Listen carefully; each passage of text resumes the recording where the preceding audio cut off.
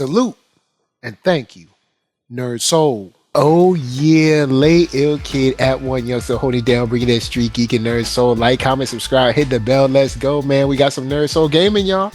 Oh yeah, we got the folks up in here, and we ain't gonna stop because we got the God of Destruction. Oh yes, you best believe it. Open mind, what's up? What up, FGC family? What up, NERDSoul family? Back again, back again. It's always a pleasure to podcast with the homie NERDSoul, man. My brother from another mother. Word up, word up. So today I figured we chill out. You know what I'm saying? There's a top five. They always do top five lists and stuff. And I figured today would be a cool checking out Tom's guide. Everybody know Tom. You know what I'm saying? Tom said, look, the five biggest gaming trends going on that at least they can foresee over the next decade or whatever. They got some thoughts, and it's actually in line with a couple things that we've talked about before. So since it's been a while since we've talked about a couple of these, because we talked about I think three things on this list before, like two or three things on this list before. So since it's been a while since we've talked about these things, I want to see if our ideas or our thoughts about it have changed. So I'll start with the first thing. The first thing on the list says that the next Xbox, the very next one, will be the very last Xbox 2. You know what I'm saying? It says the next Xbox will be the last one. And it starts off saying there's no getting away from it. Microsoft is having a bad console generation. And of course, we know about, physical games getting pulled from stores and stuff of that nature. So what do you think about Xbox's chances, and maybe not even versus anyone else, just Xbox on their own, like how they're doing, how they're being received, how they're being perceived online? Well, I used to have an Xbox in the past, and I just haven't purchased the Xbox. What is it? The Xbox Series S? What's the new one? I kept saying I was gonna get one. Kept saying I was gonna get one. I'm gonna get one, but I ended up getting a PS5 anyway. And a lot of the games that I personally frequent are also on PS5. So I figured I'm not really missing anything. My son has an Xbox. My son that lives with his mom in Michigan, but only game we play together is Fortnite. You know what I'm saying? So I personally, I kind of agree with what the article was saying, because I'm looking at the article too as we speak. I'm kind of like skimming through it, but I see what they're saying. I agree with it in a general sense because I don't have the numbers and I'm in my own little PlayStation bubble here. So it's not like I can definitively say the Xbox is trash. I don't think it's trash. I just feel like I would use the word redundant instead of it being bad. Because it can do the same thing that PS5 can do, but it has the same games. The same games, not all the same, right? There are some exclusives, but for the most part, a lot of developers aren't as exclusive to Xbox as they are to PSN and PC. PlayStation will get the exclusivity, and so would Steam before Xbox does. And it used to be that, because I had the first Xbox, I had an Xbox 360, but after that I didn't get the one. But I remember Xbox used to be, it used to be a big deal, the exclusives they would get. And same thing with PlayStation. There would be kind of like these huge to-dos about their exclusives, and it doesn't seem that, I don't know, maybe it's with Gamepads, maybe it's just the sign of the times, but it doesn't seem like they are really at least making a big splash about their exclusives in the way they used to. Because exclusivity makes you purchase the console. Yeah. But to even get exclusivity like that, and I might be saying the word wrong, but y'all get it. No, exclusivity is fine. Yeah. To get that with a game, a specific developer, whoever they are, that means your system is more popular than whatever the other systems are. And Xbox is part of the big three, which I don't get about the big three, because there's Nintendo, should be big four, but I digress.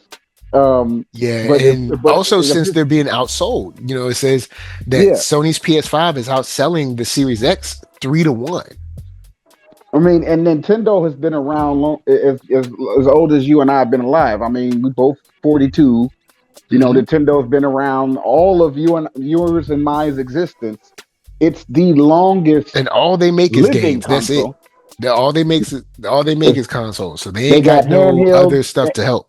right? They got consoles, handhelds, TV consoles, and there's just definitely some exclusivity on Nintendo, Oh yeah, definitely, right? Because these developers know that Nintendo is going to sell their game.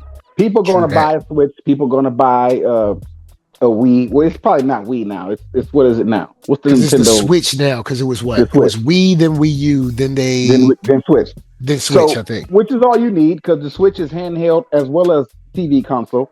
So you can Hmm. take it with you and you can hook it up to the TV and play it on the big screen. And they You can hook already it up to talking your about the Switch too. So you know. right.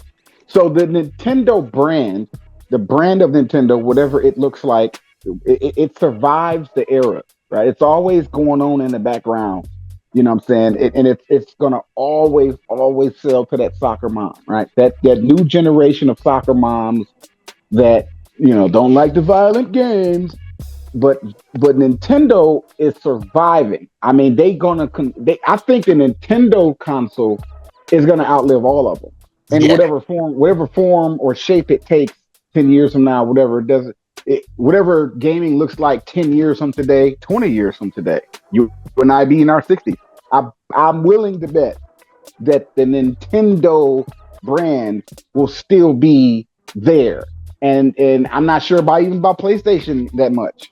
PlayStation may be outliving Xbox, but PC and Nintendo, I think, are going to just be here, no matter what the landscape looks like. But Yeah. back to Xbox, I think the appeal of it, right?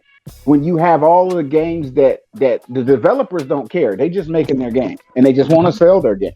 They want to sell it to who's ever playing whatever console people are playing on, whatever the access looks like. They don't really care about consoles. What they care about is sales. And Xbox is not appealing to the masses the way PC, PlayStation, and Nintendo is. And I'm Yeah. passing Mike, I feel like the real true big three has always been PlayStation, Nintendo, and PC, not necessarily Xbox. But passing the mic. Okay. I've always felt like that, but I've never made it public because it's not like a big deal. But just if y'all just want to know my honest, blunt, unpopular opinion, whatever you want to call it, in my personal opinion, the big three has always been, since PlayStation came out, first PlayStation up until now, Nintendo, PlayStation, and PC. That's how I feel. That's just how I feel about it. I think Yeah, that's the and truth if you look at the numbers. PC has held strong ever since back in like the original Doom days and stuff. So like PC Yeah. players they've been sticking strong for years. Oh yeah. Like Um, World of Warcraft. Come on now. yeah, so they've been that Yeah. stuff has been around for a minute. Now they do have a quote from the Xbox president Sarah Bond that promises that the company's next gen Xbox, which will be whatever comes after Series X, is going to be, quote, the largest technical leap you will have ever seen in a hardware generation. Now, if this is true, let's say if this is true, due to how we consume games these days, due to like the retro kind of, I guess, revolution that we're going through and renaissance that we're going through, does that matter in the way that maybe it used to matter in, say, 2010? Because I don't know if it does. Rephrase the question for me because I want to make sure I understand you right. If Xbox's next gen is the largest technical leap that we've ever seen in a hardware generation, okay, meaning like this, they have gone so far, like this thing can run all kinds of graphics and people look like basically you could just touch through the screen and touch their face or something like that. Will it matter? Does it matter? No, it doesn't. No, it doesn't. Because, and I think the average consumer is not even utilizing all of the features of a console anyway. They turn the game on and they just start mashing buttons. And they may listen to some music in the background while they're playing. the ability to play music while you're playing, and send a video in the inbox from your console, inbox each other from the console, basic chat features, and communication features like voice or camera, right? Going live from your console, right? Those basic features, I think that's all people really care about. And the game itself, not necessarily the graphics, because I think graphics are gonna kind of be automatic. I think there's an industry standard when it comes to graphics. At this point, graphics are no longer 64-bit or even 128-bit. They're like 200-bit or 268 or whatever you call it. It's like in the 200s now for as far as like graphical output. I don't know the numbers, so don't get me, correct me in the comment section. Basically, we're far beyond. But I'm saying we're past 64-bit and we're past 128 bits. We're past that. We're like it's almost looking like realistic now. You still know it's a game. You still know it's AI generated because you kind of know what humans look like versus artificial humans look like. But the hyper realism of even the most cartoony drawn characters, right? These characters are obvious cartoons, but they're still popping out of that screen, right? They almost like the cartoon games now look like Pixar movies, right? They look like, you know what I'm saying? Like, it's like a Pixar. You go to the movies and you see a Pixar TV show or movie, and you know it's cartoon, obviously, like Monsters Inc. and all this stuff, because I got kids. But you see the graphical output for the Pixar movie. Okay, well, a lot of video games are looking just like that. It's just that now you're controlling the characters instead of watching these voiceover actors do it.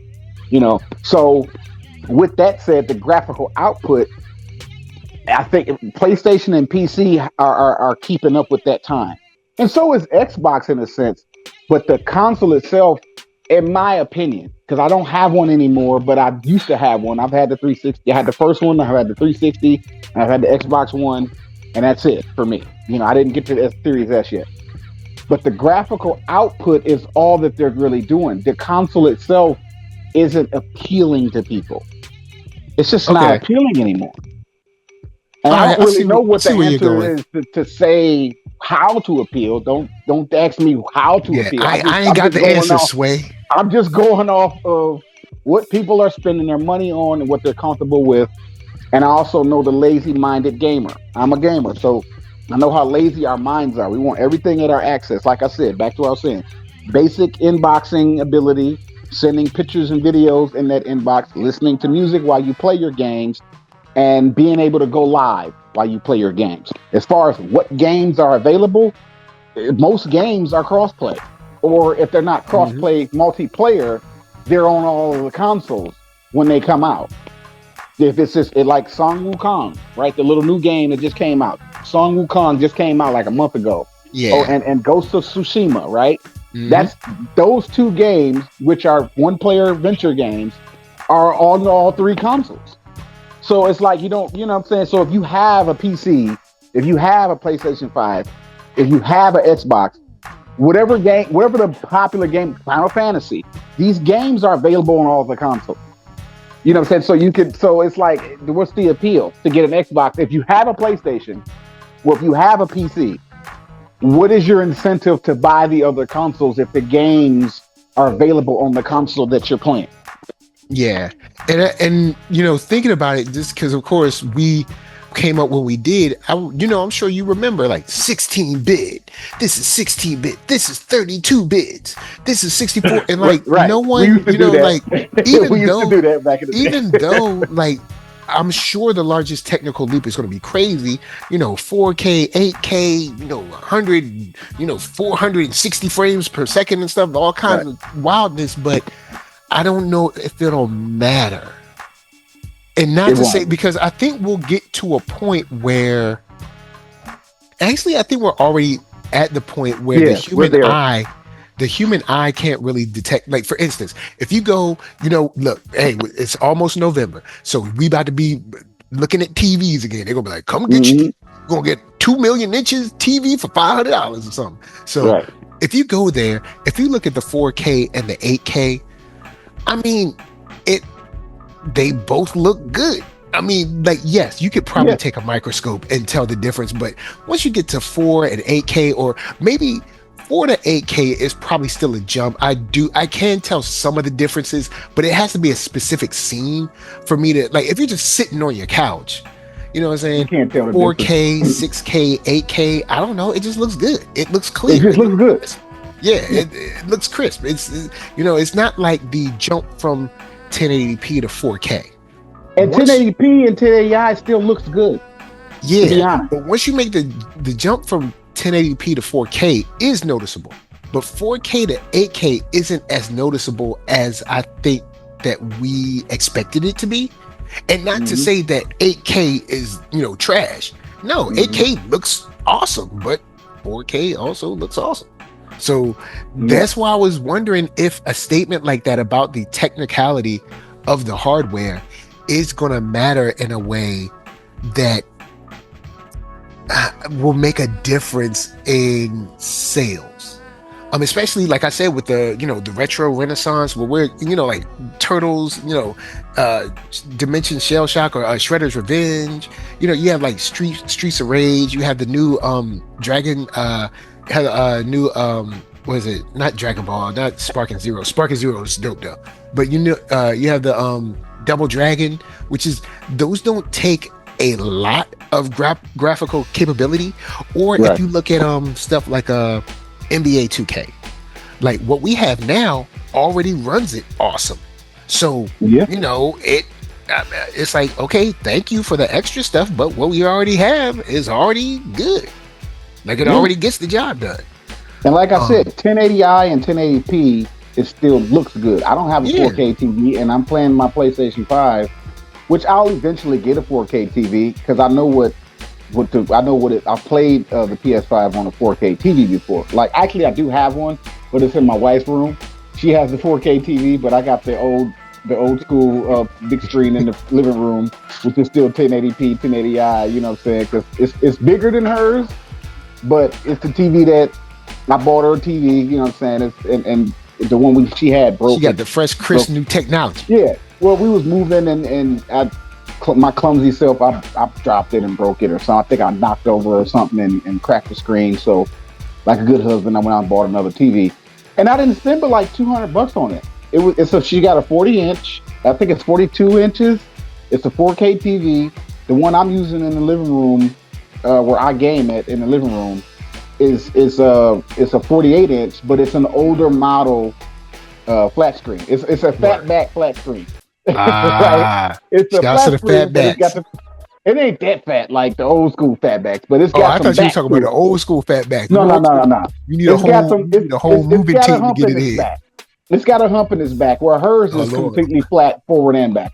Got you. She's got the actual 4K. I got the last generation, very last generation 1080p, 1080i flat screen TV. It's a LG, right? And I'm playing my PS5 on it. Yes, I know the PS5 could look better, but it's not an investment I need to make until I'm gonna use this TV until it stops working. When it goes black and starts giving me the colors lines on the screen and stuff, then I'll give me a 4K TV for $200. But what I said all that to say that 1080i, 1080p still looks good for what it is. It's not. I'm not in the Stone Age. I'm still here with y'all. I still play Tekken 8 on it. You know what I'm saying? The Tekken 8 looks great on it. You know what I'm saying? So you don't even really need to get a 4K TV right now in your life until they kind of do what they did with the older model TVs, where they just completely took them off the market and you have a choice but to buy a flat screen. But until you have to, you don't really need to get a 4K TV. Your games will play just fine on whatever you have. All right. Now, speaking of games playing on, the next statement that they make is about handheld, saying that handheld PCs will usurp gaming laptops in the next year to next decade. As players are talking about like the success of the Steam Deck. We even know about Corrupt that's coming, and they were talking about how they were testing on the Steam Deck, how it runs great on the Steam Deck. And how other people are starting to latch onto it. You even have the Asus with the Ally X that they got. So it's like the kind of like handheldness of it that we've gotten away from as gamers, we're now actually getting back to, due to, I guess, probably like technology being able to be smaller. We're able to fit more into a smaller compact area. And even though I have held the Steam Deck, it's not bad. It doesn't feel controller enough for me, but that's something that over the next year to next decade can get much better. And I'm pretty sure I think the Steam Deck, as well as the Ally X, allows you to plug in your own controller and dock it similar to the Switch. So this is something that I'd say I agree with, as long as the price point can stay attractive to the average person. Because I don't know, as long as it's not something crazy where like this handheld is like $2,800 or something like that, but as long as these can stay attractive to people, which right now, they're like $800 or so. They're like just under $1,000. I think even though that's expensive, I think more people can grab that as a daily player, as opposed to somebody grabbing a gaming laptop at like $2,800. You know what I'm saying? Yeah, I definitely agree with that. So I want to say for PC gamers, I think I'll agree with this, because getting a gaming handheld for say like $800 and then just connecting that to a monitor that you have, I think will be much more attractive to people in the long run, especially hardcore PC gamers. Like myself, I haven't had a console in a long time. So I've actually looked at the Steam. That's why I know how it feels in hand. Now, I've never played with the Ally X, so I don't know. But these games, besides the fact of the space you need for like games, games that are say 100 gigs, 200 gigs stuff, it's very heavy. But between that, the battery life, I think I might be willing to agree with this, especially since I've never really thought about it before. But these handhelds are getting a lot better. Especially when it comes to handling stuff like say Halo or Tekken 8, things that have a little heavier graphical load, instead of like stuff that I might play like Geometry Wars or like or like Lego Marvel, something like that. Even though Lego Marvel actually, if you bump up the specs, like Lego Marvel can be kind of resource intensive. Yeah. Well, for me, I think on the handheld side, I'm not disagreeing or agreeing. I'm just kind of like, I'm gonna wait and see on that, because they did say the next decade. For me, I'm not a PC gamer like that, so I guess I wouldn't know that particular side. But I think the idea of a handheld, as long as it has the ability to hook up to a big TV, and I think it'll definitely stand test. Like I don't know if the Steam Deck can. I'm sure it can hook up to a big monitor, but the Switch can. So as long as it has the features, right, to hook up to a TV and be a console where you can get a separate controller from it, where the handheld itself is just the main deck, you hook up your little wires to the TV to get your big screen, or some type of projection on a wall or something, right, where it's just not restricted to just your handheld small screen, then I can definitely see, not even in the next decade, the next 5 years, handhelds being the standard, because it's something you can take with you. Just think about, like, PlayStation was trying to do handhelds, but they just didn't. The Vita just didn't. It just wasn't hitting on nothing. I guess I don't know why the Vita didn't last, but because what they had the PSP and then the Vita too, right? Vitas are still out, but I don't know. I don't see any. Yeah, I know someone who's playing a cracked Vita right now, and it's still no, GameStop. I'm like, yo, you can crack these, and they're like, yeah, I got tons of games on this. No, there's I don't know if it's a recent Vita, but GameStop still sells Vita. Like you can go Okay. get a PlayStation Vita right now. It's just that are they making games for it? Yeah, That's the true. thing. That's the The one. Vita The itself person I is know not has out it of the cracked. market. Yeah, it's not out of the market. It's not like non-existent. It's just that what can you play on a Vita that you can't play on PlayStation? Whereas where most developers are not making Vita games, they're making the full console game. So that's why I say if a handheld if a handheld game, handheld console, I'm sorry, can give you the feature of hooking it up to a TV, which the Vita didn't have that feature, then I think all handheld consoles, no matter what name brand you put on them, this is Xbox, PlayStation, Nintendo, some new kid on the block that just makes their own handheld and whatever, the ability to travel with your game and play the same exact games, not the watered down version of it because it's handheld, but it's the same game.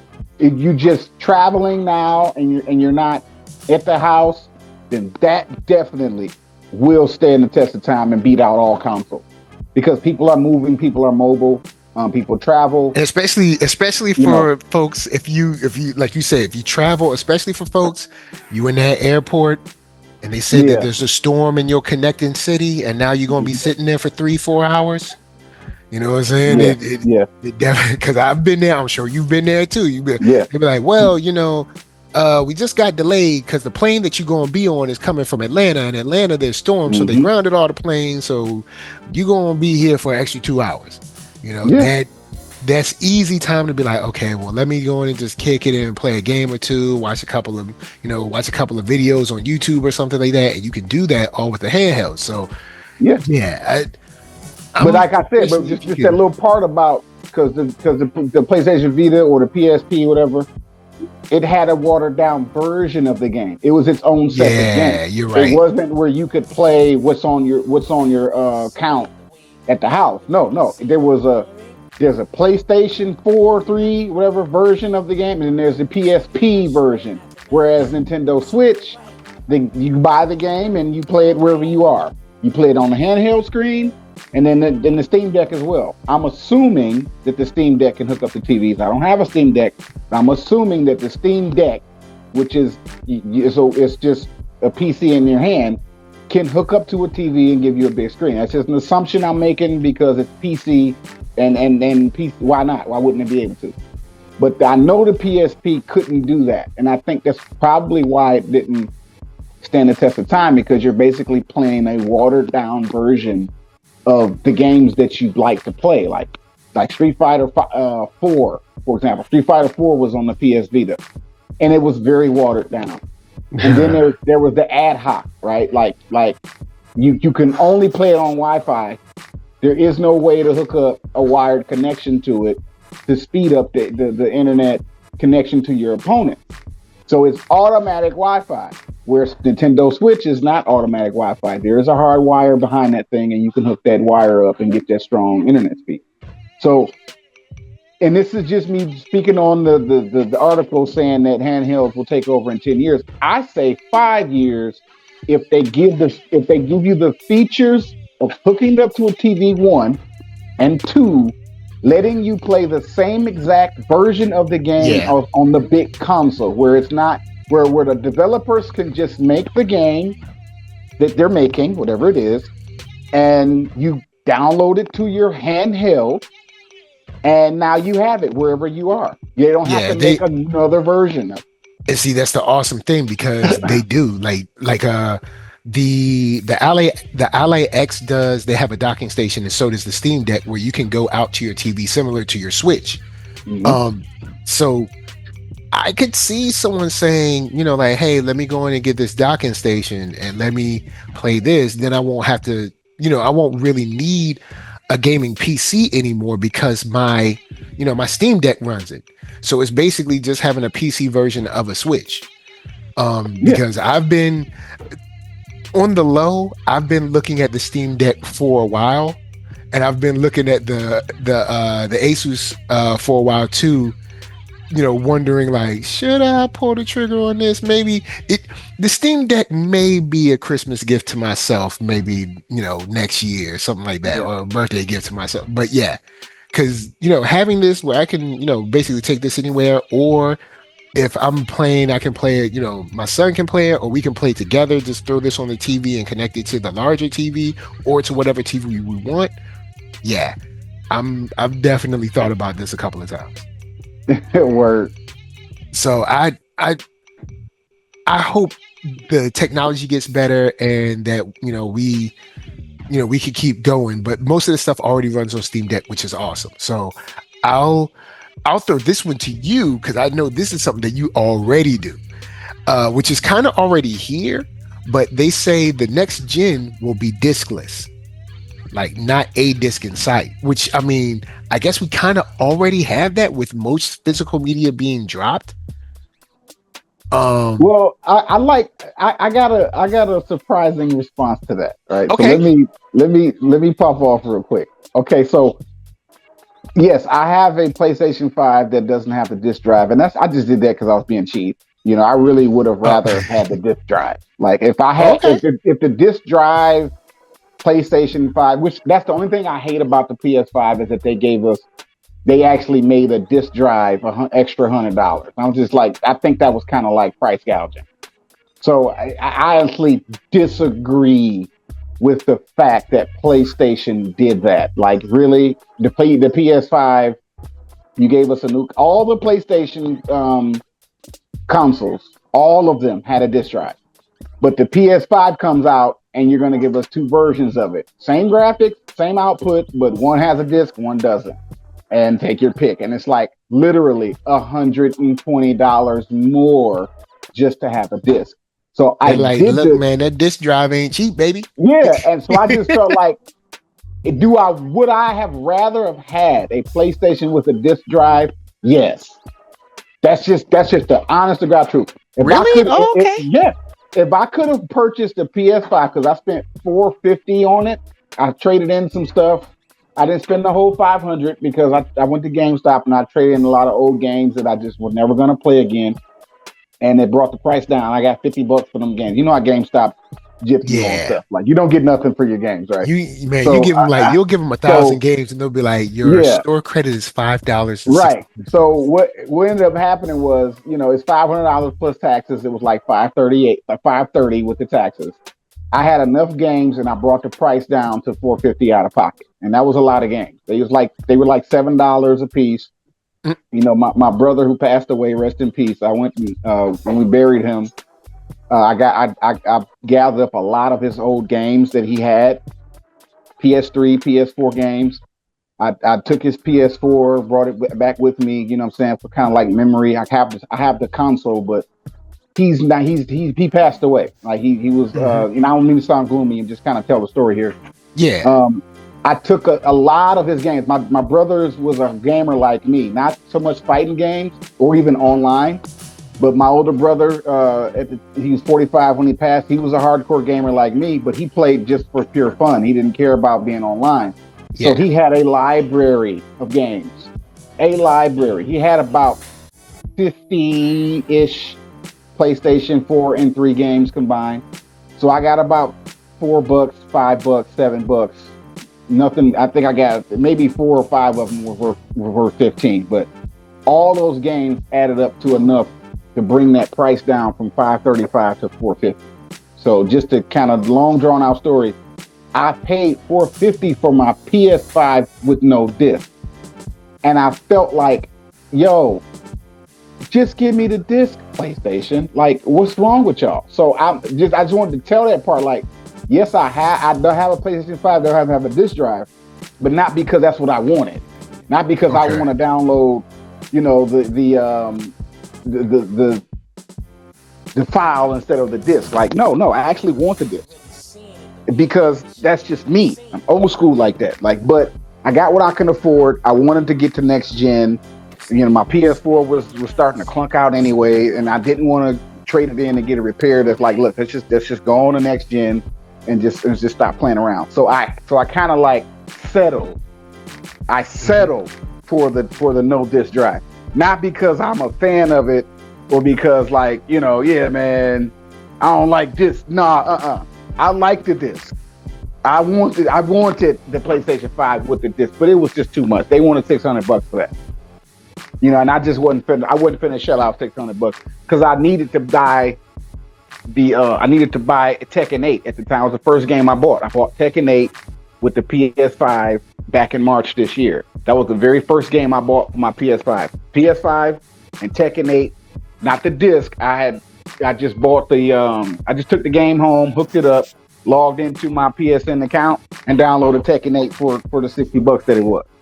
So, and I still didn't spend $600, but I felt like if I'm gonna spend $600, it's got to come with a game. So that's what I did. Whereas how I would have spent $600 just for the PlayStation, then another $70 for PlayStation for Tekken 8. I ended up spending almost $700, and I didn't want to do that. So that's why I wanted to. That's how I wanted to answer the question. Like, it's. I know it's kind of like controversial, but that's the only gripe I have about the PS5 and how they rolled it out is that they're forcing us to. And so the next part about this is I'm kind of weary about the download files because it's in the cloud, but I'm just paying for access. I can't trade this stuff in to GameStop. Yeah, it does. It does. You know what I'm saying? I will say for the resale game, you're done on that. Because Microsoft basically tried to break that down. Yeah, because I traded in Tekken 7, the disc, as part of the collection. Like I combined a lot of my games with my brother's game. Not all of his library. I had some stuff too that I just like. Guilty Gear Strive, the disc. Just since I knew I was gonna get a PlayStation 5 with no disc drive, I had Guilty Gear Strive on disc. I didn't have it on file where you can download the file from the cloud. I had the disc Guilty Gear Strive. But since I knew I was getting a PlayStation 5 that didn't have a drive in it, there's no way I can play Strive anymore. I'm just not going to play it anymore. Now, if I'd have had a disc drive, I wouldn't have traded in my Guilty Gear Strive. I didn't stop playing. I didn't retire from Guilty Gear Strive. I'd still be playing with Potemkin right now if I had a disc drive. So I kind of like sacrificed. I made a sacrifice. I fell on a sword kind of to get my PS5. And I gave up a game that I really didn't want to do. The other games that I traded, like Tekken 7, I was happy to trade Tekken 7. I am done with Tekken 7. Like, done. Y'all can have that game back. But Guilty Gear Strive, I actually still wanted to play Strive. I still wanted to make content for Strive. I am Potemkin. I love me some Potemkin. I don't care about being the best in the world. I just like playing Strive. It's an escape from Tekken. It's an escape from all the other fighting games or games that I play. It's just something else for me to do on my console other than the other stuff that I do. And Strive was my thing. But I had to make a decision. I couldn't have both. So I'm weary, right? I have my reservation, so to speak, about just having cloud access to your game. And now I'm going to be extra picky about the games I buy because I'm stuck with that game once I buy it. And I can't trade it in when I'm done playing it. I can send it back to the cloud, but I can't dig into a shoebox and dust it off and take it to GameStop and trade it in to get the new game. That's how I exist as a gamer. I play certain games. I'll go spend full price for it, or I'll go buy it used, whatever it is. I'll go buy a game and I'm tired of playing it, so I'll put it in the shoebox, and when it's time to buy the new game that just came out, I don't have to spend full price for it. I can take this game up there, trade it in the GameStop and take $10 off and pay the, you know what I'm saying? That's just how I've been existing. Now I forced myself, or I put myself in a situation where I have to pay full price for everything when it comes out. I can't trade nothing in no more. You know what I'm saying? I kind of and I hate that about the PlayStation 5. That's why I wanted to say. I know you passed the question to me, thinking I was going like praise it. No, I'm not praising this. Well, nah, I'm I didn't know how you felt. I was just, no, thinking like, hey, since you have it, I yeah, was thinking maybe you were cool with it. I'm in other words, I'm not cool with it, but I'll deal with it, right? Because I'm not gonna go Okay, buy a okay. PS5 with the disc drive. So, but no, the long-winded answer to that question is no. I'm not cool with this. I'm not. But I'll put up with it because at least I have a PS5 and at least I am next gen. So I kind of counted my blessings here. But deep down, no, bro. Like I hate the fact that I had to do that. I hate that they jacked that price up so much just for a disk drive. And I can still go get me an external disk drive, but it's $100. I can turn my PS5 into a disk drive. They have it now where you can just go buy it and plug it in, and now you got a disk drive. But you're still making me spend $100 for that disk drive, and it's like, yo, like what? Why are y'all gouging us in this crazy Mm. economy? This economy is not flourishing like that, where y'all can just gouge us like this. And don't tell me you're using the best parts. You're not using the best Nah, internal you parts. ain't Stop using the that, best parts because out my there. controller is drifting. My $70 controller is drifting, and it hasn't even been a year yet. So you're not using the best internal parts to justify charging me this exorbitant amount of money for these hardware parts. When my PS5 controller that I bought back in March, the one that came with it, is drifting like crazy right now. I got to get a new controller. You can take it apart and try to fix it, but it's not the PS4 controller, it's the PS5 controller. So it's not the same thing. I can take it apart and look at the wires in the inside. I've done it already. But if you take anything apart, that thing's so sensitive it's gonna break. Now you need to spend the $70 anyway. So I'm gonna go ahead when I can and spend the $70 and get me another PS5 controller. But how long is it gonna last? $70 for a PS5 controller. But it's gonna give you 3 good months out of it before it starts drifting. So that's my gripe. I'm griping right now. I'm not praising PlayStation. I'm griping about the fact that you're trying to justify charging us these exorbitant amounts. You're making me act like it's like PC. If you're a PC gamer, I'm passing the mic.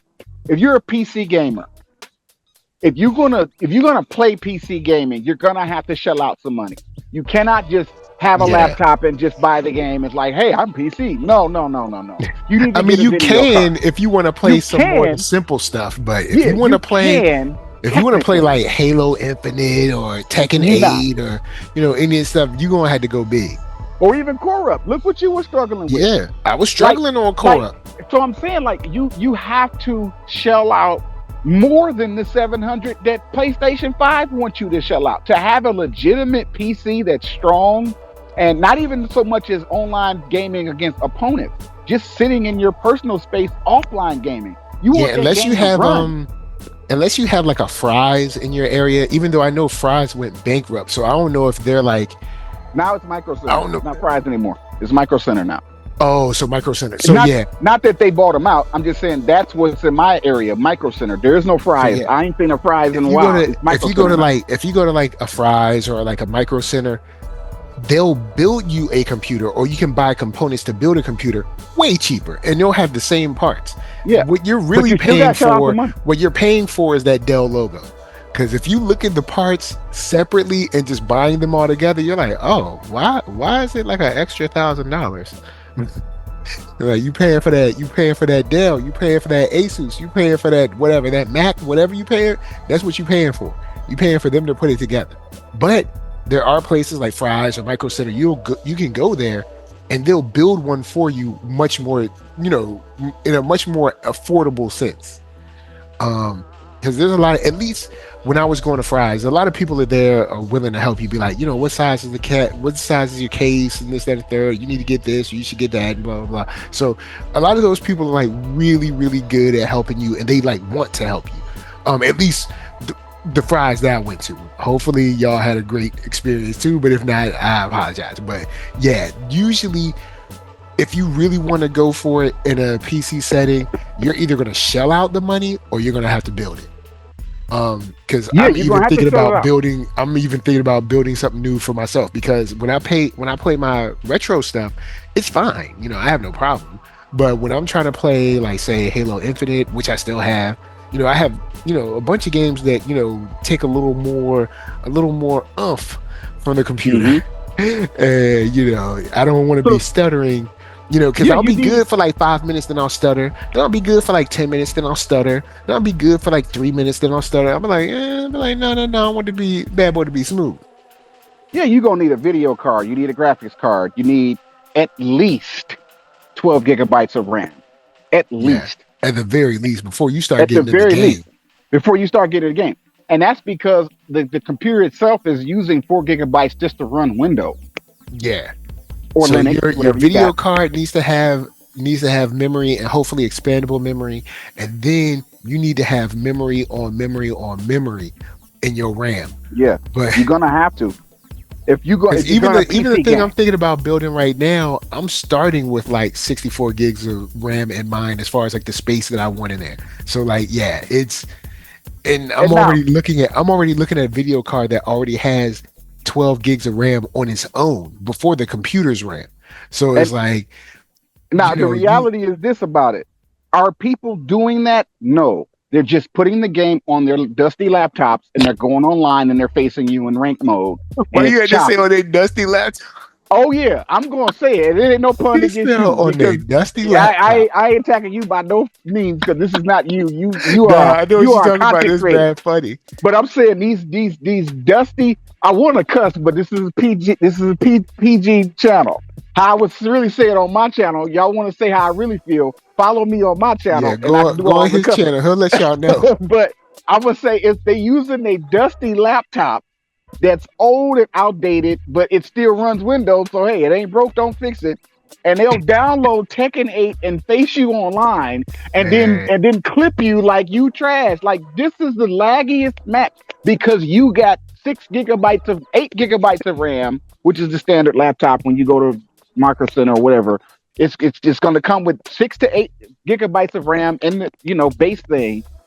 Like I said, Windows is using 4 gigabytes just to run, and the you dude got at four Best Buy gigabytes told left. you that this was a gaming laptop, and I Right. it And ain't. so it's got a standard like welfare video card in it because you Mm, can watch your little movies on it. And then you want to run this game that's going to use up all of your RAM just to run. And then you want to have matches online with this. yeah, do you This want to is stream? You want to you want stream to online and stream as stuff, well as take fights and you want to record the stream and too. record the stream, and then you want to make these clips talking about how you the best in the world, you trash, you rage quit. I'm like I said, I say it all the time. I'm not above disconnecting on people who are laggy, especially PC players. But what Like, I'm look, y'all saying gotta is, go. the most, for the most part, most, not all, most PC gamers, especially in the FGC, have not shelled out the money to upgrade their PC to a console running standard, where your Nah, PC is running at the speed and power of a console. They're not doing it because it's very expensive. If you really want to, just realistic numbers, if you just don't want to get it built and you want to really buy like an Alienware PC, for example, Alienware, for just an example, not the only one, that's a good 1,500 to 1,600 bucks. Like yeah, out the like door, go buy it out the door for like lump sum. You ain't got to do nothing to it. Just go buy it. A good from between 1,200 and 1,500 for an actual good gaming PC. All you got to do is just put the disc in there, download the updates, and do whatever you got to do, and just press play and play. Where the online is smooth, the game is smooth. But y'all buying these joints on y'all dusty laptops, and y'all going to buy controllers, and you plugging them in the USB, and you having the laggiest fights. yeah, like Most of y'all. y'all ain't really spending that money because I'm fighting y'all, and it's really my connection is great, but there's different types of lag. There's internet lag because you have Wi-Fi or you got that dollar store internet, Oh and then yeah, there's they be and then they be there's on they and be then on the there's the lowest internet PC, package. right? And then there's the PC lag where the connection is strong between me and you, but your PC is dusty and it's making the game choppy. That's two separate forms of lag. One of them is related to the internet. The other one is related to your RAM output, video card output, or lack thereof of components in your PC that makes this game run right. You know what I'm saying? True. So that's why I say like that's why I said all that just to say if you're gonna PC game, if I were to do it, if I had the money to do it, I would just go ahead and buy the Alienware. If not Alienware, the other brand is on tip of my tongue, but I can't think of it right now. What? Theirs is 900. Asus. Not Asus. They make those. MSI. No, that's another company. It's not even start with an M. I can't think of the name right now, but I just know that theirs is $850. They got the laptop for like $750 for the laptop version. The desktop tower version is like $850 with taxes, like $900. They're just competing with Alienware. They kind of got the same components as an Alienware computer. It's kind of like a watered down Alienware, but it's not Alienware company. I just can't think of the name right now. Somebody in the comment section will probably trying to come through with the great value Alienware. But it's not Asus and it's not MCI like you said. But it's a company that's competing with Alienware because it's running these games. It's running these games pretty smooth. Like it's a little shy of $1,000. But it comes already set up where you don't have to build your PC. But if you or you can build your PC, but you got to know what parts to buy. Yeah, there's one thing to build a PC, right? That's cheap, yes. Maybe $600 total out of pocket for each after you buy all of the individual stuff. But do y'all know what you need to buy? That's the question. A lot of PC gamers are not knowledgeable of what is required in their PC to run a game. They just buying a game, logging in and playing, and we dealing with this mess. You know what I'm saying? Yeah, I ain't gonna front. It do be a struggle. So there's the next point they make, which I think is kind of we all kind of feel this. We all kind of inherently know this, that Nintendo has made its last handheld console. Like basically it's being like the Wii and the Wii U is the last one that ain't gonna be a handheld. After that, Switch all day.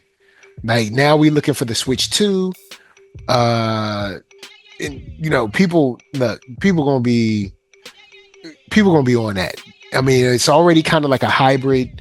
It connects to the TV, similar to like, well, I mean, they were doing this because the Switch came out before the Steam Deck. So, you know, the Switch can already connect to your TV. You know what I'm saying? You can take it with you. You know, it seems like the Switch has been the perfect sweet spot for Nintendo, and they ain't turning back. So this is kind of like this kind of one I think we all kind of know. And the funny thing is, as big as Nintendo is, like we were saying earlier, ain't nobody competing with them. You don't see Xbox trying to make nope. You don't see PlayStation trying to make nothing no more. They're like, look, Nintendo is so powerful in their branding, and they're just followership. Like it seems like the other companies kind of stay out of their way. Yeah, Nintendo is your rich uncle that's always been rich all your life, and he only comes to the family functions, but you never see him. And if you do see him, he's got that big old house out there in the fields. And if you go to his house and you never want to leave, but that's Rich Uncle's house, that's not your house. And you're never going to put Rich Uncle out of business because Rich Uncle got that loan money. You know what I'm saying? Yep. He got that name recognition, and Mario ain't going nowhere. Rich Uncle is wealthy. It's like Mario ain't going nowhere. Especially after the most recent. Yeah. Especially after the most recent Super Mario Brothers, like as beautiful as that thing is, man, like look, Mario ain't going nowhere. Right. Like Sega might have had their issues, but Nintendo ain't going nowhere. Like Nintendo done weathered the storm. I guess you could say maybe the GameCube and the Wii U were like two problems for them, but besides that, they've bounced back. Like from the GameCube, they bounced back with the Wii. From the Wii U, they bounced back with the Switch. And like they ain't look back. Like they have never looked back. And even the article talks about how they're the masters of handheld gaming. And they really have found a way. I mean, outside of the Mortal Kombat port. but if you the Mortal Kombat port was hideous. But I think NetherRealm was just being greedy in that point. Like, come on, stop being greedy. Yeah, you should don't do that. NetherRealm should have just been like, you know what, we can't. Don't do that. First of all, it's Nintendo, and Nintendo is known for not wanting too violent of games, and Mortal Kombat is the most violent game. Yeah, there's no blood on there outside of like maybe Doom or something like that. I mean, it's Mortal Kombat's pretty valid. Right. But Like this, but I but nothing I else you can say do with it. but the reason, which I said earlier, the reason Nintendo Switch or the Nintendo handheld, not the Switch, just the handheld period, is surviving is because it can hook up to a TV and you can play the games that come out on it wherever you are, on the TV as a big console, or take it with you on the road. And it's just the game recognizes that you're not on a TV, so the little screen pops up and you can pick up where you left off on your save point, versus having to buy two separate versions of the game. You're kind of saving money when you have a Switch and you buy Mario Galaxy or something, or whatever game. Like just throwing Mario out there because I'm old. You know what I'm saying? I don't know what's on the Switch, but just say you got Mario Galaxy or Zelda, right? And you play it at home on your TV because you just want that big screen, and you could buy a separate controller and just run around with Link or Mario. But hey, we're gonna go visit Grandma in Massachusetts for Christmas. All right, Mom, let me pack my stuff. And you pack up your Nintendo Switch and you can play Mario Galaxy and Zelda at Grandma's house for Christmas. You know what I'm saying? And you don't have to, you ain't got to worry about hooking it up to Grandma's TV. You got your own little Switch and you ain't got to lug that thing around like a big fat console on an airplane or something. You can take it on the airplane with you and sit on your airplane seat and play it where it's not in your luggage. Like that is convenient, right? So the Xbox is very inconvenient. It's bulky. Back to the original point we made about Xbox. It's bulky. There is no handheld for it, and it's not feature rich. Yes, it can do technically what the PlayStation 5 can do, but PlayStation 5 is more appealing because it has the same games on it as Xbox.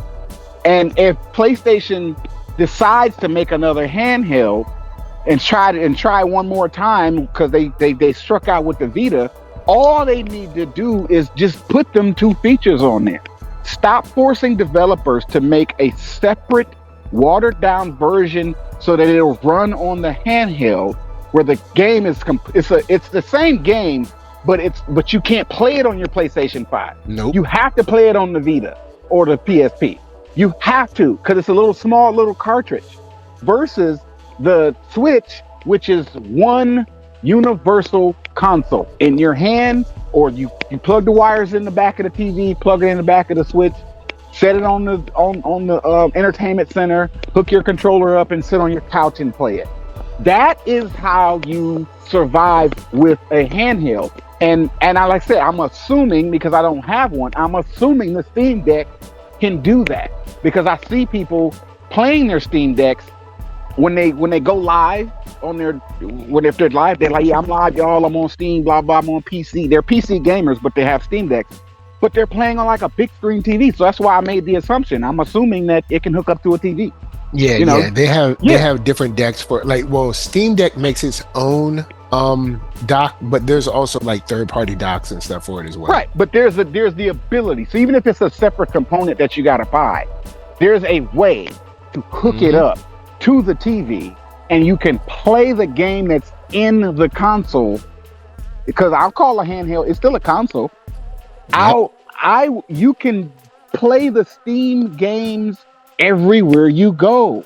So it's gonna survive in its own right, because not just so much as children, adults are gamers. Gaming is never gonna go away. I don't care how old you are. It's just a game. Bro. It doesn't matter how old or young you are. You can play a game. And that thing where people say you're too old to play games, I see old men and old women, because I work at the airport. That's my occupation. I work at the airport. You know what I'm saying? Down there doing all the grunt work, loading their planes and fueling the planes and all that stuff. When you land your plane and you see those people on the ground ringing the plane, I'm that guy, right? All these people are sitting, waiting on their flights. You see old men and women playing games on their phone. They're playing mobile games. They're playing puzzle games. They're playing stuff. They're not playing PlayStation, right? It's not a Steam Deck. It's not a Switch. But their cell phone, their games on their everybody's a gamer in some form. Solitary is a mobile game. I don't, just because it's a card game and it's not Call of Duty and you're 65 You can't look down on me for being a 40-year-old playing PlayStation. Like, you're playing solitary on your mobile device. You're playing pool. Yeah, a video game is a video game. Yeah, I see old men, like old 65, 70-year-old men at the airport waiting on their flight. Their phone is out and they're playing pool. They're playing dominoes. They're playing spades. They're playing solitary. They're playing Sudoku, or whatever you call it, right? Sudoku? Sudoku, right? Yeah. They're playing, where you match the shapes and stuff. Like Bejeweled and Tetris and all those types of games. Tetris. Like, I see old grandpas and grandmas. They're doing it on their cell phone, right? Even my grandma. My grandma, she's about to be 80 next November 15th. She's about to turn 80. My mom's mom. She's got a birthday coming up. She's about to reach the big 80. Her cell phone, she's got solitary. She's got Pac-Man, old school Pac-Man with the red ghost. She's got Bejeweled. She is a gamer and she's 80 years old. No, she's not playing Tekken. No, she's not playing Street Fighter. She's still a mobile game is a game. So gaming in and of itself is never going nowhere because it's a good time waster. When you're waiting in a waiting room at the doctor's office, waiting on an airplane, or traveling for whatever reason. Maybe you're in a car and you're traveling. Maybe you're not flying, but you're in the car on a road trip. It's a good way to pass the time. Instead of staring out the window or having a long-winded conversation with people in the car, they want you to shut up. You know what I'm saying? It's gaming is not. It's good for your hand-eye coordination, right? Gaming is I wish people would stop being so condescending about the ageism in gaming. Ain't you too old to be playing video games? Those people. Y'all are some boring people, because if I'm not playing a game and I'm just sitting here entertaining you, what are we talking about? We're either going to argue about politics, argue about religion, or we're just going to have a conversation that neither one of us really wants to have, but we're just trying to pass the time. So what's wrong with me playing a game and ignoring you?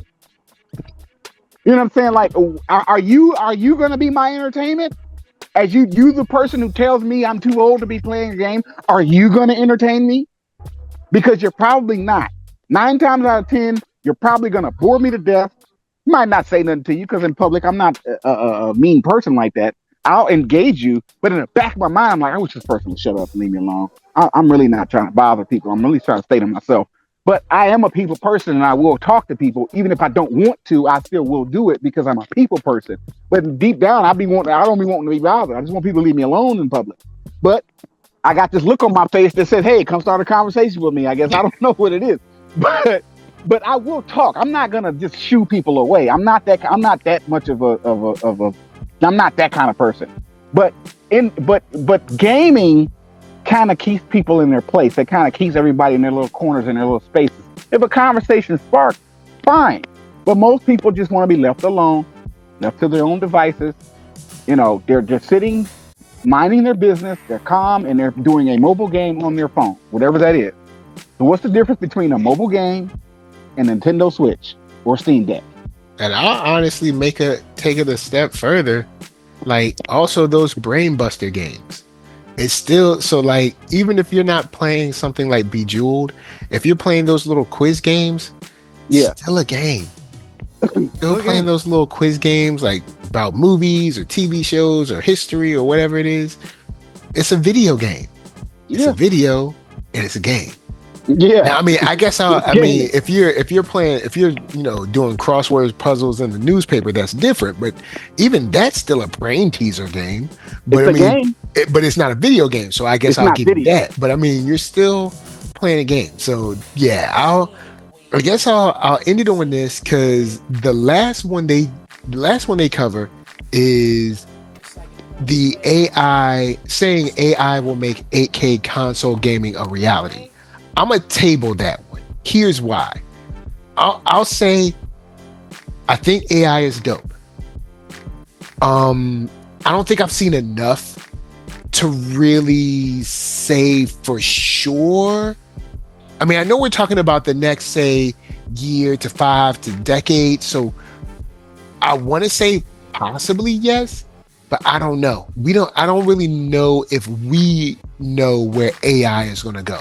Now, I mean, of course, AI upscaling does exist. It's already out there now. There's like PlayStation has a version. I think like Dell or something, or Nvidia has a version. So the AI upscaling already, super resolution or whatever they call it, it already works and it's already out there. I just don't know, kind of like that thing about the technology with the Xbox, if it's gonna matter. I don't. So I'll table that for now. Unless you have some thoughts on it, but I don't know if it's gonna.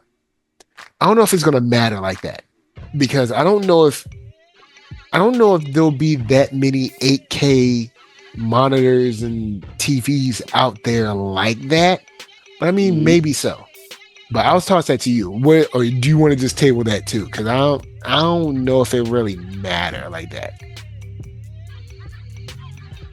At least. Well, I'll say this about it. The AI part. Mhm. Here's where I think AI is how it's gonna influence gaming. I think AI is going to take on its own like form, so much, maybe even its own console. It probably won't be called AI, but it'll be AI powered, AI driven. But I think it'll be more on the virtual reality side than the handheld console side, TV playing. I think AI is more suited for virtual reality, where you immerse yourself in like the movie Ready Player One, right? Okay. Yeah. I don't know how it's gonna look, because virtual reality is already here, virtual games, but they have different builds for them, where you're running in place on a treadmill or some type of smooth. You got to buy the special shoes to run in place, to run around in that little smooth circle. Or you put on some glasses and you're in the middle of your room knocking over furniture or something. But I think, and this is gonna sound a lot spooky and Star Trek like, right? But hear me out. I think that Ready Player One, the movie, was onto something, where they lay in the poor people had to run in place on a treadmill. The poor people. But the rich people got to sit on a chair in a dock and go to sleep and log into Ready Player One, right? They put the glasses on. But that was the rich people, right? The rich guy who was the bad guy. I don't know if you saw that movie. Did you see the movie? Yeah, I saw it. So the rich guy who was the bad guy, he had the little chair that he sit in, and he's going into the game, but he's actually going to sleep. He's not running in place. He's not using his physical body and getting himself tired and fatigued. No, he literally puts those glasses on, goes into a sleep-like state, wakes up in the virtual reality, can see him feel himself as the virtual character that he decided to be, the gangster mob guy looking guy. He can run and jump and fly and do stuff, but he's in first person, like you're in first person right now. Like you walk around in first person, right? And you can feel your arms and legs. I think AI is gonna have some type of a mechanism, right, to allow you to immerse yourself into the virtual reality, where your physical body is not dead. It's just that maybe you got to put on some glasses. You don't have to put a chip in your arm like the Mark of the Beast or nothing. No, you ain't got to put no devices in your body. No. What was the TV show? What was it? Peripheral? I think she had to put something like behind her ear or something like that. Right, like I don't think you're gonna have to inject anything into your bloodstream or get no. I don't think it's gonna be anything like that. I just think that it's gonna require you to be asleep, your physical body to go into a like even if you're not sleepy, by laying in this chair, sitting in this chair, laying in the bed, or whatever that looks like. Soon as you put yourself inside the machine, physical body goes into a sleep state, like you sleep. Your physical body is asleep, but you're still conscious, but you just can't control your body's arms and legs because your body is immobile. You instantly wake up into the virtual world, where you can see yourself on a monitor, so to speak. You can see your physical body on a monitor. Like if somebody tried to break in your house, you can easily press something in the virtual world and wake yourself up, like come out of the sleep. Maybe, I don't know how that's going to look. but not to the point where you're asleep, like you go to sleep at night and you can, and somebody shake you awake and you drowsy. No, no, no. I think it's going to be a way to sleep and wake up with the press of a button outside of your normal sleep pattern. If you're going to be playing this virtual reality or go into this virtual world, I think you're going to be asleep to do it, or like what Mark Zuckerberg is trying to do, the meta world, where everything is holographic, right? Where there's going to be holographic images like the Pokemon Go stuff, but way more better, where you put the glasses on, and as long as other people have the glasses or a device that interacts with what you have, y'all are in the real world, but as long as y'all got these devices on your body, the virtual holographic world is also around you. You can interact with it right in real time, maybe without even going to sleep. It could be the game version, or it can be just virtual stuff like having a job interview. Like you and I will be able to podcast without doing it on these Zoom apps. Like, hey, bro, you want to do a show? And then you got your glasses or you got your device or whatever that looks like. I turn mine on, you turn yours on. A holographic image of me pops up in your personal space. Your holographic image pops up in my personal space. So if you're sitting down, I'll just see you floating in the air, sitting down on something. But if you're standing up, you're going to be where whatever you're doing in your physical space, it's going to mimic on my end, but your hologram is going to be on my end. And I'll be able to, like, I'll walk through you like a ghost, but you're just going to project. You're going to be projected into my personal space, and we'll record, be live, whatever. And you can see my physical person, whatever I'm wearing, or if I choose to have an avatar and I don't want you to see me, right? I don't want you to see me, man. My hair ain't done, man. I ain't shaved or whatever. But I look at my best. So I can substitute my hologram with an avatar of me. It's still my voice. It's still my personality. It's still me, but it's not my physical me because, hey, I'm not dressed right. Maybe I'm naked or something. I don't know. Maybe I'm sitting on the toilet. Whatever. I'm doing something that I don't want my hologram to project to you. So I'm going to substitute my hologram for an avatar of me, and I can go use the restroom. But my hologram's not going to use the restroom. I'm personally using the restroom, but my hologram is still standing there with my avatar is still standing there using my actual voice, not a made-up voice, or even if I want to change the voice. But it's going to, the speed at which I talk, even if I change the voice of it, because Mark Zuckerberg already did a presentation on it. I've seen it.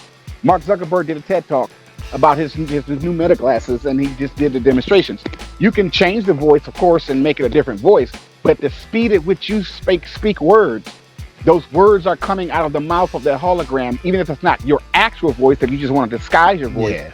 What you're saying, at the speed of you listening to me talk, that hologram is going to be speaking in real time, moving its lips with what I'm saying, maybe a 1 second delay. Split maybe a half a second delay because it's got to travel through the wires or through the satellite, bounce off the satellite in space and come back, whatever, however long that takes. But at the most, it'll be a 1 second delay if anything, right? And that's what I think about AI.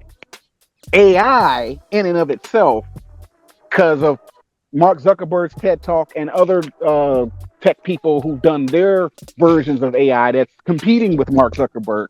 I think AI is going in that direction. Real world holograms like Pokemon Go, but instead of your cell phone app, everybody who has the glasses on or the device in their pocket, whatever the mechanism is, if you and I, and we don't have to have the same device. Just like you may have iPhone, I have Android, but we can still talk to each other through a medium. And that medium lets you and I talk from Android to iPhone. So maybe I got Mark Zuckerberg's glasses on and you got the little pager on your belt or something, pager looking like device where it's just clipped to your belt, but it has the capability to interface with me and produce a hologram for you, right? So I think the AI is going to have its own gaming / real world holographic features because it's already here. That's where I think it's going. And so what would gaming, and this is a rhetorical question I'm asking because I don't know the answer. Y'all can play with this in the comment section. What would gaming look like with AI? And I'm talking about true AI, not NPCs in the game, not NPCs. I'm talking about true AI where it's not pre-programmed responses, where you talking to this bot and the bot responds to you based off what you're saying. Like on the spot. On the spot, like the AI has its not sentient personality because it's still kind of a program, but it has a language model in it to where it's not pre-programmed responses like NPCs in these RPGs. Those are AI NPCs that have pre-programmed responses versus freestyle conversation with an AI NPC that based off what you're saying, it can go into its language model and give a response instead of, whatever, like Final Fantasy VII Rebirth, right? All those NPCs, you talk to them and they're just going to keep repeating the same stuff versus you having a actual conversation with the NPC. And it's still a machine, right? It's not a real person, but it has a language model in it with a bunch of different languages and phrases and stuff to where based off what you say. And that's something where I think I'd be down with. Like basically, also not only based off what you're saying, if it like, it can change and this and that, but also they'll be able, well, I assume will be able to kind of like remember you each time you log in and remember those conversations that you had earlier before, things of that nature. So it'll actually be able to build on that piece as well. So yeah, I can see gaming or like, AI gaming in that way to And where, and that's where I see AI going. And everything I just said, that's how I see AI in the next 5, not even 10, 5 years, bro. 5 years, NERDSoul. We're going to revisit this conversation. And what I just told you about how AI is going to function in our daily life. Outside of gaming, separate from gaming, I mean, straight up, cell phones are going to be obsolete. It's just going to be holographic devices. Like you and I are on I'm on a cell phone, you're on a computer, but the way in which we communicate with the cell phone, I think the cell phones are going to completely be out of commission completely. And everybody's going to have a device, whether it's glasses, like Mark Zuckerberg, he only has glasses, which are just regular looking bifocals looking glasses. They're kind of clear. They're not like headsets for virtual reality. They're actually glasses where you can turn them on and off and just look into the real world or turn them on and let the holographic world pop up in front of you. But I don't think glasses are going to be the only device used to produce the holographic images. I think there's going to be a competing market in the tech world where you're going to have clothing, a device you can literally put in your pocket or clip on your belt. You turn it on, and long as it's on, it'll produce an holographic image right there in the real world that everybody can see, even if they don't have the same device you have. You're walking down the street, and your hologram's walking down the street with you, and everybody can see it. Everybody knows it's a hologram. And then you got the device in your pocket. They got the glasses on. This other person's got the belt clip. I think there's going to be different mechanisms in which these holograms are produced, but I think that's the world we're going into as it pertains to AI. And AI is going to be kind of, I won't say controlling, but kind of governing that reality where all of the holograms are being governed and not I don't want to say controlled because that's not the word I'm trying to say. It's just that it's going to require an AI technology for this stuff to function. Functionality, that's the word. So AI is going to be the functioning mechanism for these holographic images and holographic world we're going to live in. Imagine a job interview that you don't have to drive to. Maybe you don't have a car. Maybe you don't even want to catch the public transportation. But the company you work for has a device. They'll ask you, hey, do you have a holographic device, by the way? Yes, I do. Hey, we can do an interview right there in your living room. And you can just have your job interview right there. Your hologram is going to produce itself sitting in their office. Put your suit and tie on like you would anything else. and make sure you're wearing your best, your Sunday best, because this is a job interview. So whatever you looking like, your hologram is gonna look like, and you got to treat it like you was literally in that office. Turn your device on, sit down and have a conversation with the company that's trying to hire you. You get hired, and now you'll physically have to come to work, yes, but it'll create a convenience for you that you don't have to leave your space. You don't have to fly and travel anywhere. Hey, y'all live in Japan? Y'all live in Australia? I live in America. Let's have a party. And hey, man, I can't fly to America. You ain't got to fly. Turn your hologram on. You're at the party and you can hear the music, or maybe you can't eat the food we're eating, but everybody that's in my room is in your room too. And you are a part of this party in Australia, and I'm in America. And everything that's happening in my space and in your space, the sound will be just as if you're there, but you're not physically there. So you'll be able to project yourself all the way across the world without flying, without it being Star Trek. And that's where I see AI going. All right, that's what's up. Nah, for real, that could be dope. Especially when you say, like, especially when it comes to, like, you know, family get-togethers and stuff like that, parties, stuff like that. I feel you. So I know we've been on for a minute, y'all. We've been playing these games and chilling and chatting. So I'm gonna throw it over to Open Mind. Final thoughts. Where can they find you? Final thoughts, man. The article brings up some pretty solid points. I think you'll have the article in the video once it's out. The link will be in the description. Check out the article to kind of see what we were talking about, because we were kind of reading it, you know, just in the air. Y'all know what we talk about. Click on the article to kind of like, go back and watch the video, kind of see what we're talking about. I definitely feel like Xbox is going to lose and die out, but I think they can still survive if they just make games. Just make games and say Microsoft on. All right, just like you got Sega, you got Namco, you got NetherRealm. Okay, Microsoft can be a company that makes games. Why not? You won't go out of business if you just make games, and just give them to PlayStation, give them the PC, give them the Nintendo, and just put Microsoft logo on your game, and just turn into a dev company. That'll keep you in the business, because your system is not appealing. It's just not. And you can follow me, Open Mind, spell it with a Y, Open Mind 82 on YouTube, Open Mind on Twitter, spell it with a Y. And I am on Threads now, which I encourage you, NERDSoul, to actually get more active on Threads, the app. You do post on Threads, but you don't be on Threads. I am, yeah. But do it, bro. Like, you need to start doing it. Threads I might actually do it, because I'm probably about to bounce from Twitter in a second. Well, Threads is the new Twitter. I'm kind of tired of Twitter. It's just as toxic on Threads as it is Twitter. Oh, dang. But Threads has the ability to send voice notes, 1-minute voice notes. Right. And there's actual ability to make money on there. You don't have to have 1,000 followers to do it. You just got to get a lot of views and engagement on the stuff that you post. And y'all can find me on Threads. I am Open Mind, spell it with a Y, that whole word.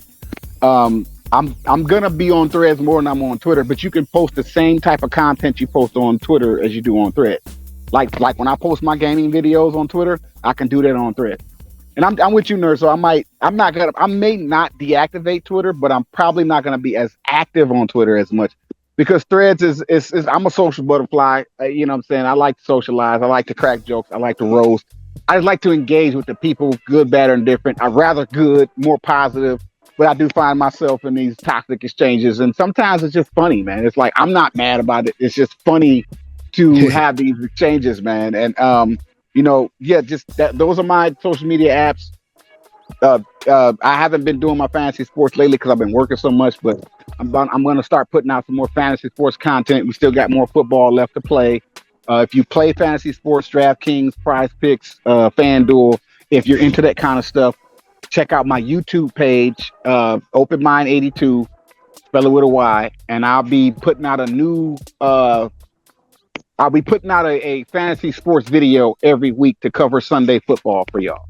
Just football. I don't do NBA. I don't do MLB. So once football is over, I'm done with the fantasy sports. I still game, but I haven't been gaming in a while because of just Tekken. It's just not fun anymore. I don't know how many times I'm going to be a God of Destruction. I'm on 2 different accounts on Tekken 8 as God of Destruction. I have a 3rd account, but I'm not telling y'all what it is. And it's just like, I'm just not having fun on Tekken 8 anymore. You know what I'm saying? So I'm looking for a new game to play. I hope Corrupt comes out eventually on the PSN so I can play it. That'll be my new game. But if not, next year, 2025 has a slew of fighting games coming out that I'm gonna be playing anyway. So that's it for me. You know, so that's my final thoughts. Like, good show, good talk, man. This was dope. And I didn't know we were going to talk about the AI part, but I'm glad I was able to share that because everything I said about AI is not my opinion. That's not how I feel. That's what I've already seen.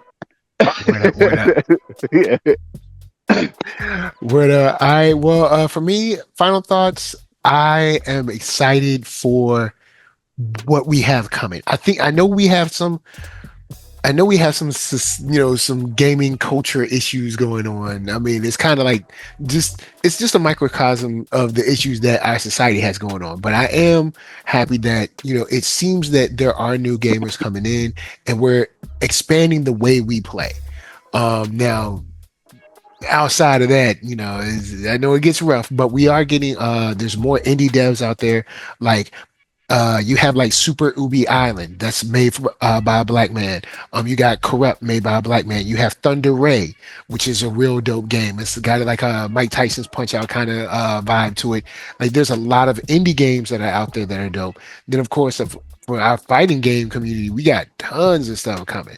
I mean, you got Corrupt. I mean, you even have Blazing Strike, which I'm not digging, but I mean, Blazing Strike is out there for y'all that want that like kind of pixel feel. But you got Corrupt, you got Tekken 8. We'll see if we ever get another DOA, but stuff like that. No, we're not. We're not getting He a DOA. said, no, we're not. Well, no. Let me take that back. Let me correct myself. Sorry Maybe about that. Somewhere over the rainbow. No, Harada mentioned something about doing something with Tecmo. The DOA guy. What? The guy who makes DOA, because I follow here and there off and on Harada's bar. He has his own. Harada has his own YouTube channel where him, Taquito, and the guy who does Dead or Alive, all three of them sit at the bar and drink and talk about stuff. They didn't say what they were doing, but I think that I don't know if there's going to be a crossover or Tekken cross DOA. I think him and that guy, before Tekken 9 comes out, because Harada said he's about to retire from making games after he does Tekken 9. I think Harada mentioned that after he does Tekken 9, that'll be the last Tekken game he's a part of. He's going to retire and roll off to the sunset. He's not going to make games anymore. He's probably going to play, but he's not going to be in charge. He'll probably maybe consult here or there, but that's right. Probably He'll consult. That doesn't mean Tekken is done. That means Harada himself won't have any more involvement with Tekken. That's because he's just deciding to retire from the gaming industry. Like, he might come in once a month and be like, "Hey, I think this is dope," but he don't want to work no more. He don't want to have to get up on Monday morning. Right. So Harada himself is going to help develop Tekken 9, put it out whenever it comes out. Maybe another 4 years. Right now, 4 more years, we'll get Tekken 9, and he's done. He's done with developing games, but that don't mean Tekken is done.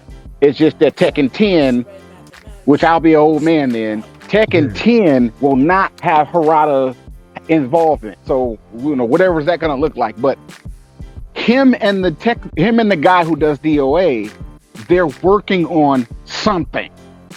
Now, what the something is, I don't know. That's why I wanted to correct myself when I said it won't be another DOA. I don't know if it'll be a Dead or Alive game, but Harada and that guy are definitely cooking something that they won't say.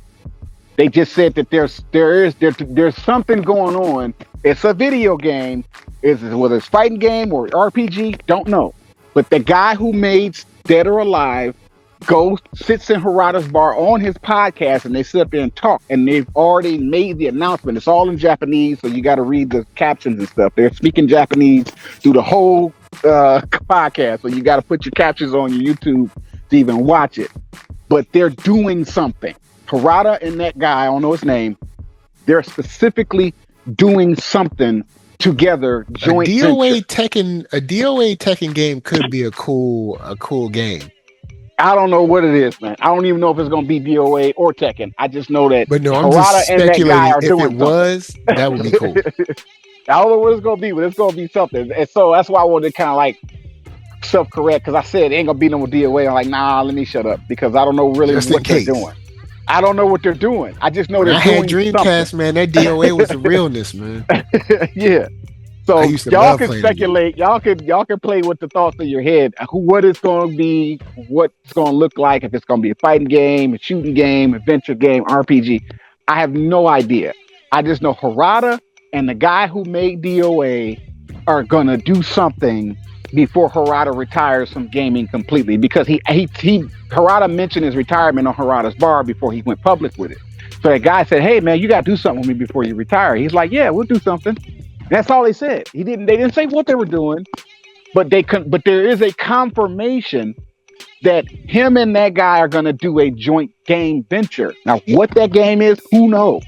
I have no idea. I can't tell you what it is. It's going to be Tekken Cross Deal. I don't know. I'm not saying that. I'm just saying that guy and Harada are going to give us a game before Harada retires from gaming, period. That's what I'm saying. So Word up. we'll see. So yeah, y'all. Besides that, NERD, SOUL, Facebook, Instagram, Twitter, TikTok, podcast, all that jazz. Until the next time that you need to go ahead and get rid of that dusty laptop. This is just us saying peace. Peace.